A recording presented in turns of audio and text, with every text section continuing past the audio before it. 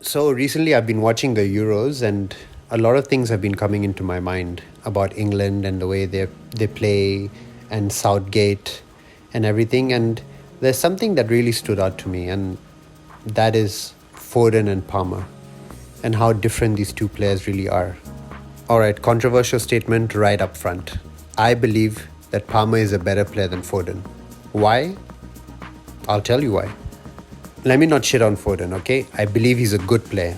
He's talented, he's technically gifted, and being trained under Pep, with that La Masia, Johan Cruyff style of football, his understanding of space is brilliant. And the way he drifts into those pockets of space and links up play, he's quite brilliant at that. And he's got a pretty mean left foot shot as well. I can almost forgive Pep for saying he's the most talented 16-year-old he's ever coached, because he never coached Messi when he was 16.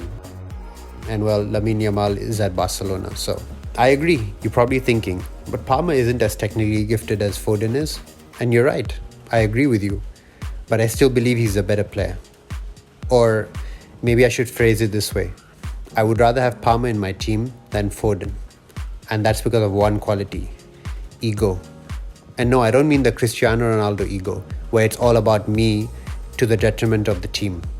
Foden's problem is that he's very system dependent, and that's why you see him excel at City, where Pep has great players that are part of a well-rehearsed system. But now under Southgate, he's struggling. Why? Because this system values security over attacking football. Funny enough, I was one of the most vocal critics of Southgate when he didn't play Foden in the past, and I was like, how can you not play this guy? But this Euros has kind of exposed a very significant weakness in Foden. It's that he's too system dependent, too much for his own good. I mean, it's good for a coach because he does exactly what you want. And he does exactly what Pep wants at City, and he succeeds there because it's a good system. He does the same for Southgate. But the problem is, Southgate is not Pep. So, how can a player stand out playing under a coach like Southgate? Ego. A player with that kind of ego listens to his manager because that's his job. But he also has so much self-belief in his own skill and intelligence that he makes decisions on the fields that he believes is correct in that moment.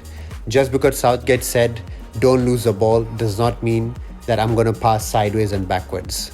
If there's a chance for an incisive pass that might lead to a goal, I will go for it. And that's Cole Palmer for you. Foden would have crumbled at last year's Chelsea, but Palmer excelled by putting that team on his back. He always demands the ball. He always backs himself. And he says, give it to me. I'll handle it. I'll score. I'll win us this game. Foden is better trained, but Palmer is a maverick. And Palmer plays exactly the same way for England. He's not bogged down by Southgate's negative tactics. And that's why every time he steps on the field, even you can agree, I'm sure, that England look more threatening. He's not afraid to make tough forward passes, like the one for Watkins recently in the semi-final of the Euros. And he isn't afraid of taking on players. I mean, isn't that what we all wax lyrical about with Nico Williams and Lamine Yamal? So then why not for Palmer? He isn't scared to shoot from wherever if he sees a glimmer of an opportunity, because players with ego always back themselves to go above and beyond. Foden plays way too safe for England. He always passes backwards, sideways.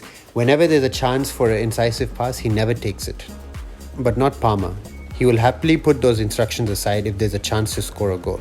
And that, I believe, is the difference between a good player and a great player. Dare I say this?